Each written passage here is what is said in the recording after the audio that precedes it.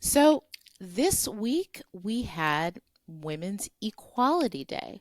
And in a way, 2024 is really the year of the woman. I mean, women are in positions that in greater numbers than they have been in years, both when it comes to representation in Congress, for example, and in major corporations. And there is a woman on the presidential ballot this year. But there is still a lot of work to be done. Women earn 84 cents to the dollar of men in America, and Black women, Latino women, Indigenous women make far, far less than that still. And we're in the middle of a political cycle where the discussions about a woman's role in society are revolving around whether or not she has or can give birth. That's where we are in the year of our Beyonce 2024. So, how do we fix this? I'm Kimberly Atkins Stohr, and this is Justice by Design, where we tackle the issues facing our society and talk to the people who have the ideas and who have done the work in solving them. Don't forget to follow us wherever you get your podcasts so you don't miss an episode ever. And to talk about how we solve the issue of women's equality in America, I cannot think of a better guest to have than the incomparable Jill Wine Banks, the woman who needs no introduction. Jill, thank you so much for joining me. Thank you, sis, for having me on your show. It's a Yes. great show, and I'm very excited to join, especially on this topic about which you probably know I have some strong opinions and some real passion. So you need no introduction. You are, among other things, my co-host on our other podcast, hashtag Sisters in Law. But as I always do, just briefly introduce yourself to any listener who has been living under a rock and doesn't know who you are. Well, let me start with, you said women earn 84 cents on the dollar for a man. If you give me 1 minute, I'll go get my 59-cent pin. Oh, wow. Because when I first started working on the ERA, women earned 59 cents for every dollar that a man earned. That was in 1975. It was the first year that I was not subject to the Hatch Act, so that I could take on a political issue like that. I graduated college as a journalist, but girls, as we were then known, and that's why my book is called The Watergate Girl, because we were called girls in that era, we were offered jobs on the woman's page, and I wanted to do hard news. So I went to law school so that an editor would take me seriously. I somehow got sidetracked and decided that I would pay back my student loans by working as a lawyer. And so I went to the Department of Justice in the organized crime section, where I was, for the first time, the first woman. In law school, my class had a limit of 5% Black students, 5% women students. And Wow. only 4% of the legal profession was female at the time. 4%. Now, we've made huge strides in terms of law school classes and the legal profession, but not at the top of those places. So we still have a lot of work to do there. I then became a Watergate special prosecutor, trying the top people around Richard Nixon and trying to indict him. But President Ford, when Nixon resigned, President Ford pardoned him, and so we couldn't indict him, even though he richly deserved it. I then went into private practice, then went in the Carter administration, which was one of the first administrations to have a lot of women. Wow. And we formed what was called the Old Girls Network, because there was already an Old Boys Network. I was the first woman to be general counsel of the U.S. Army. Luckily, I was not the last, which means I didn't screw up too badly. They were willing to hire another woman. My direct successor was a woman, so I'm very, very proud of that. And I was able to take on a lot of women's issues in the Pentagon, including integrating women into the regular Army, into the military academies, and eliminating what was then called the WACs, the Women's Army Corps. And the reason I wanted, and Brisby agrees that it was the right thing to do. Yes. Thank you, Brisby's Brisby. very proud of you. He's very into this. I wanted to eliminate it because there were only 2 female generals at the time. the head of the WACs, and the head of the nursing corps. And that meant that a woman could be a general, but she couldn't be the head of for example, the Judge Advocate General Corps, because that was assigned to the regular Army. And so I knew that promotions were being held back because there were only 2 spots for a woman to progress from a colonel to a general. And that just seemed wrong to me. So we were able to get legislation to abolish them. I then re-met my high school boyfriend and moved back to Chicago, where I joined a law firm, and then got recruited to be the first Solicitor General of the state of Illinois. Wow. And then became the first woman to be the Deputy Attorney General. And I'm proud to say we have had a woman Attorney General since then who was elected. And after that, I got recruited to be the head of the American Bar Association, the first woman. And again, for the second time this year, there is now a second woman head of the ABA. So that's good news. And to bring us forward, the ABA just passed Resolution 601 at its annual meeting in August this month, which supports the passage and publication of the Equal Rights Amendment.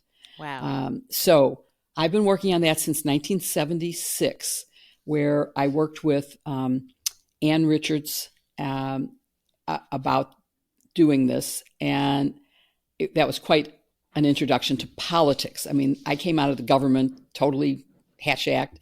And so now I was really involved in politics. And at the 76 convention, spoke to many delegations trying to get states to pass and ratify the Equal Rights Amendment. So 38. Yeah. Go ahead. You asked your question. Sorry.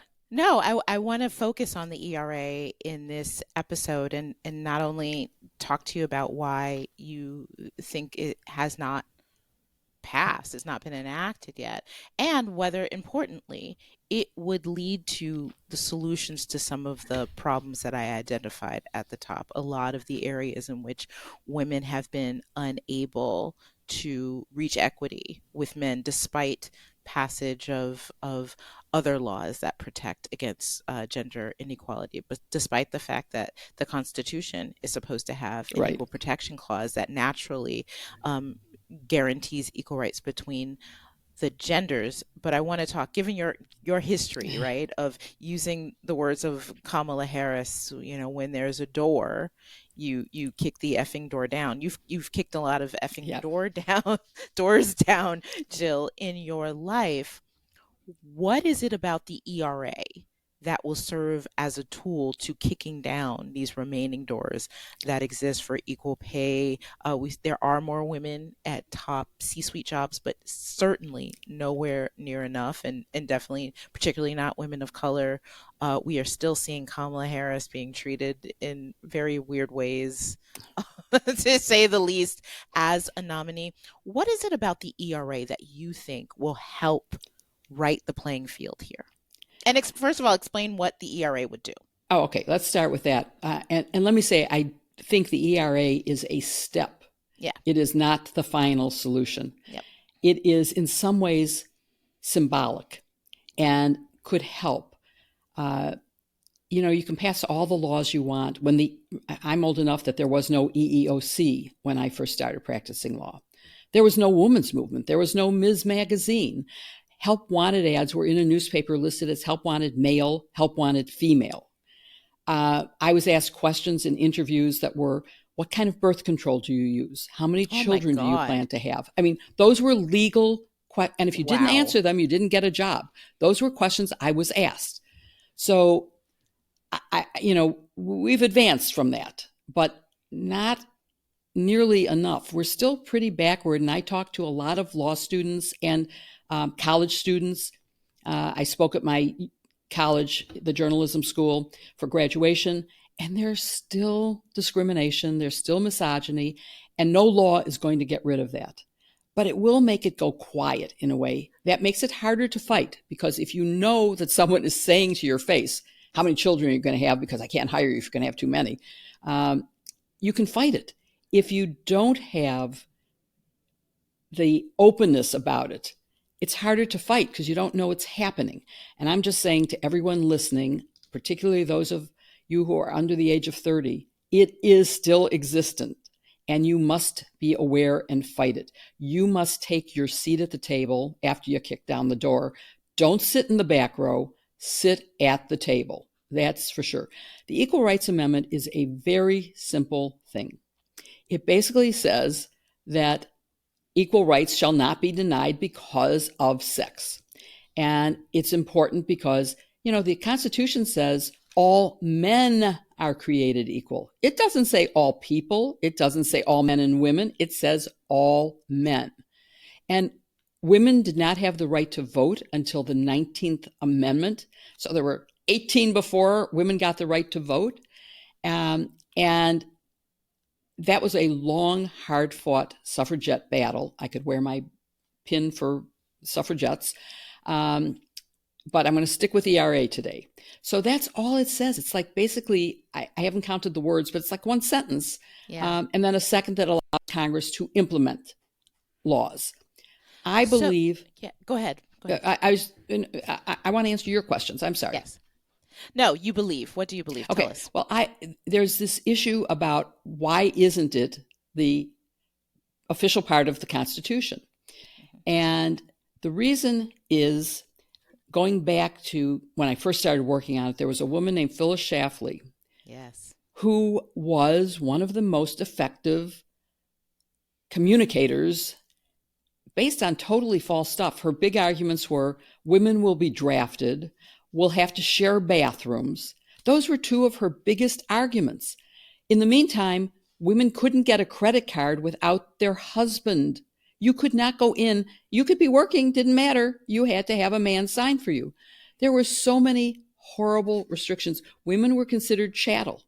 You could not be raped by your husband because you were his property. And so too bad for you. He could do anything he wanted with you.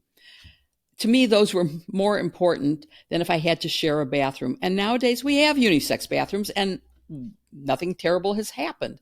Women would have to be drafted. And I think they should have been a long time ago. When there was a draft, and there isn't now, and I can, my Pentagon experience, I can talk about an all-volunteer force and what that means and how it happened. But the opportunity to serve in the military or to serve in a civilian capacity is one that is so valuable to full citizenship. And I have seen so many people benefit from the training they get, the education benefits they get afterwards, but just the training they get in the military, both in terms of the job they are assigned and the training they get for that, but in leadership, in following the rules, people benefit enormously and grow enormously from the experience. And that's talking to women who volunteer as well as to men who have volunteered. The Equal Rights Amendment isn't going to solve everything. Right. But its lack of being there really holds back women. So it's more that not passing it. And the argument against it that she raised, obviously people aren't making those arguments still, but they're saying, well, yeah, 38 states ratified it. That's the legally required number under the Constitution. But some of them have tried to withdraw their ratification because what's happened in the country in terms of the divisions and silos that we have. Mm-hmm. But it's clear, if anything is clear, you cannot undo a ratification. Once you've ratified, that's it. You can't take it back. The other argument is that when the law was passed, that when Congress got it going to get to the states for ratification, it had a preamble that said it has to be passed within a certain amount of time. That time has been extended, but the extended time has passed. There have been attempts to extend the time. The problem is it wasn't part of what was sent to the states. The only thing that was sent to the states for ratification was the actual language of the Equal Rights Amendment, those few sentences, 2 sections. So not the timeline. So not the timeline. So I do not believe that the timeline has any legal impact and that all that has to be done as his final act as president, I think that President Biden could say to the archivist, who is the one who's responsible for publishing it, publish it it will be officially added to the Constitution. All right. So I If want to he get fails back to do to, that, President Harris can do it. We all right, know that President Trump, should he be reelected, will not do it. right. But President Harris could and should and would.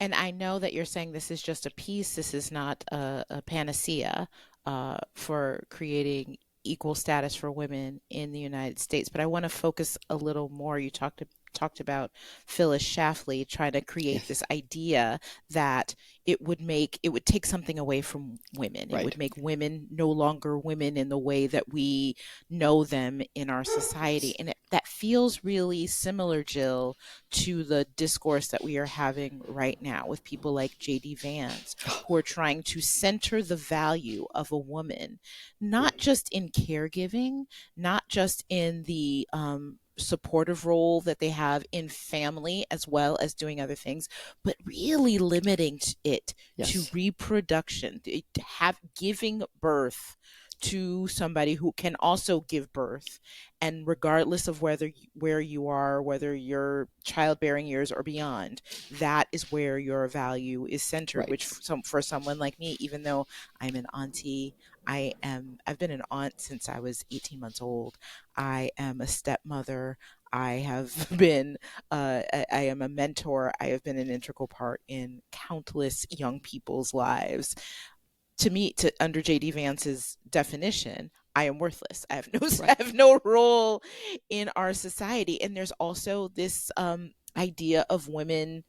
We see women sitting themselves in the kitchen because that's the most important place for them. Now, listen, I can cook. I love cooking, and I can cook really well. But I also have 3 postgraduate degrees. I can do more things than that. So try to take Phyllis to JD and kind of tie what was happening then in the original fight for the ERA to what's happening right now, Jill.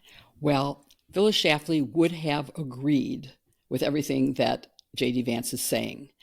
It's hard to believe that 60 years later, it's still being said aloud. It it is appalling that, and he does not even recognize that the stepmother role, is a value. You have to have given birth. He criticized the head of the teachers union, who is a stepmother, Sure did. saying, well, she doesn't care about children. She shouldn't be in charge. Dedicated her whole life to the education of, even Exactly. agree with her policies or not, she has dedicated her entire career to education, and he And just negated that. And I think mentoring, as you have mentioned, I have mentored so many wonderful people. You met one when we did the Sisters-in-Law show in Boston. I mean, she is a phenomenon. My goddaughter has a daughter that is just a gem, that I have a very active role. And even if I didn't, I was head of career and technical education for the Chicago Public Schools. I care about the education of children, and I get as many votes as anybody who has children. I am equal to any of them. And it is appalling that this is what we're talking about. The Equal Rights Amendment would stop some of that. I think the Equal Rights Amendment would give an additional grounds for saying that women have control over their reproductive choices, which would include not having children and having cats instead, and dogs. We both love our dogs. Which is important because we have seen Clarence Thomas has signaled that he thinks the protections for contraceptions Yes. are on the table under the Supreme Court's jurisprudence. So saying the right to not have children is very much a part of all of this, right? Exactly. And so those are reasons why the Equal Rights Amendment could, if passed, put a stop to all this nonsense and protect general rights of women. And we would never again face the prospect that someone could say to our face, well, we can't hire you because, everybody else is a man. We can't possibly let you travel with a man, and travel's required. I mean, all the things that still go on. Yeah. And it's not just here, it's worldwide. My grand goddaughter spent several months working in Israel on a kibbutz. And she was told she couldn't have the job she wanted in the garden because that was a man's job. Mm. She had to work in a factory doing repetitive plastic stuff. Ugh. And I always thought that Israel was so far ahead in terms of gender equality. But I guess I was wrong. If they literally, she confronted them and they said, no, you can't have that. You have to have this Wow. factory job. So it is a worldwide problem, and we're way behind other countries. We're way behind in terms of our leadership. I mean, there are women presidents all around the world, and we've never had one. We have, Shirley Chisholm was the first to, I think, run. And Hmm. so she was both a woman and a person of color. Yeah. Hillary Clinton was on the ballot. Um, uh, Ferraro was a candidate for vice Vice president. president. Yep. And of course, Kamala, spelled Kamala, for anybody who although I expect no one who's listening doesn't know how to say her name. Yeah. Um, she was successful in her bid for being the vice president, Yeah. and now is on the ballot for president. And Yeah. it's so exciting to see children. I loved her nieces at the convention telling us how to pronounce her name. I I did thought it too. was so cute. It was very cute. So I want to get legally nerdy just for a minute, Yes. just so that our listeners understand why we need the ERA beyond, other laws that protect against gender discrimination. Because constitutionally, the standard by which something that is discriminatory against someone based on their race, for example, is different than the standard for something that is discriminatory based on gender. It's a less high standard for gender discrimination under the Constitution if something is challenged, something called Yes. intermediate scrutiny, as opposed to something like race or religion, religious affiliation. Those get strict scrutiny. So, talk about that difference and how the ERA would bring that up to that same level of scrutiny. So it's not nerdy. That is an important point in terms of the results that we get. And it's come up this year in Supreme Court arguments, not for women particularly, but the difference in the standard as to what the outcome is. If you have strict scrutiny, it's a much higher standard.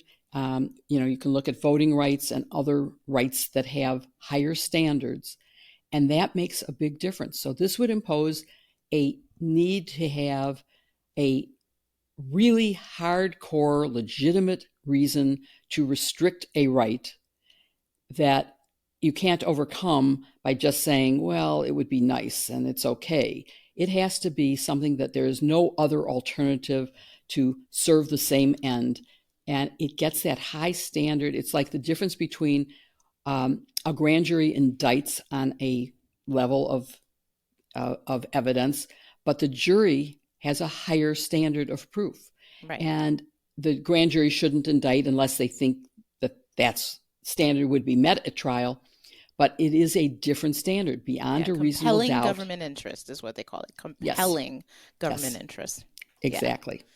And it has to be narrowly tailored. So you can't just do anything. You can't just throw spaghetti at the wall Right. and say that. There has to be no alternative way to achieve it, and it has to be as narrow as it can be.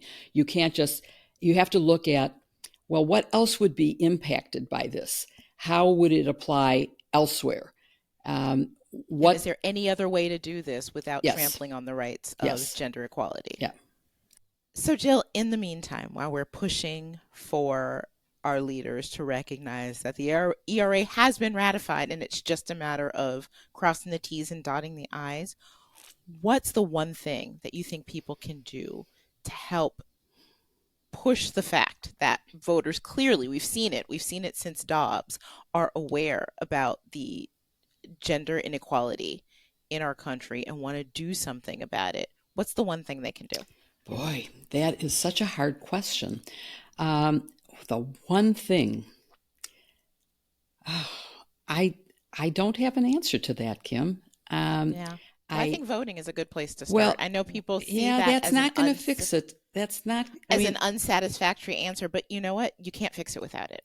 Well, we obviously need a Democratic House, a Democratic Senate, and a Democratic White House.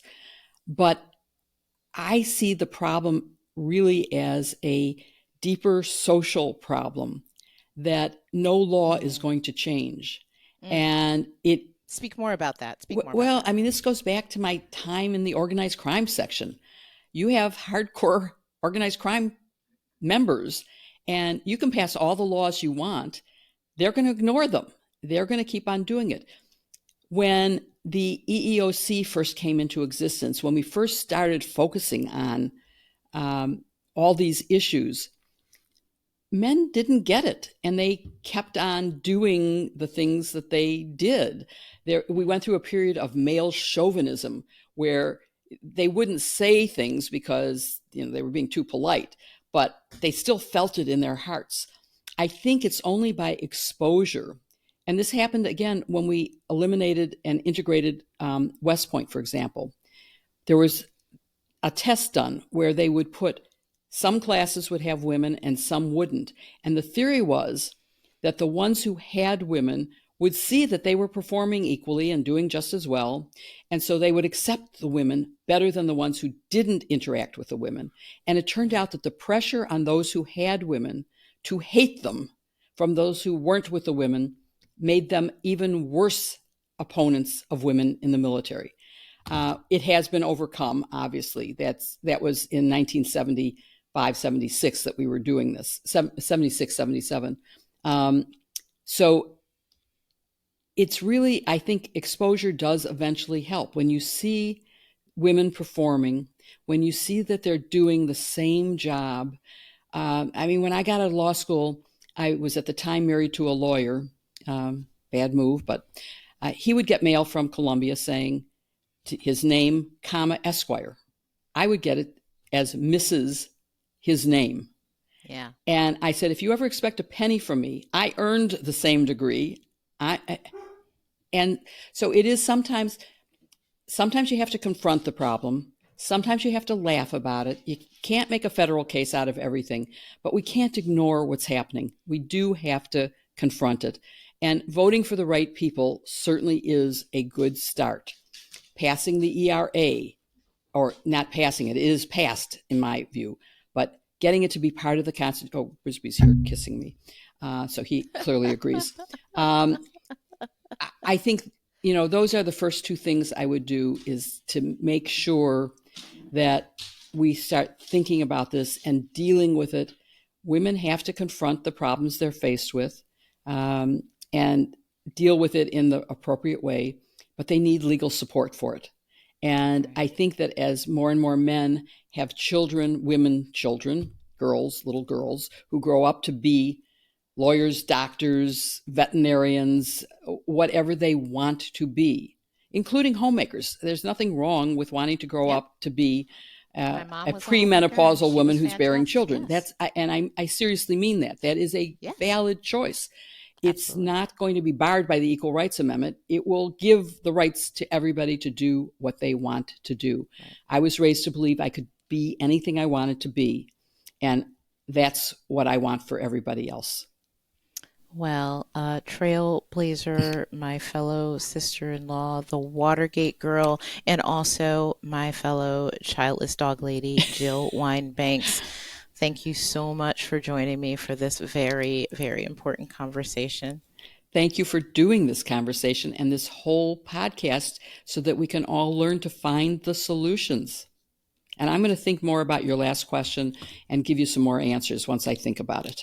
Oh, I love that. You can come back anytime. What can I say? Jill Wine-Banks is a national treasure. And I really appreciated what she said, particularly at the end, that this isn't just a legal issue, ensuring equal rights for women. It's also a societal one, and we all have a role to play. Well, that's it for this week's Justice by Design, where we find solutions to the problems that our society is facing. Don't forget to follow us wherever you get your podcast, because we will be here every week. And I will see you next week for a new episode. Take care.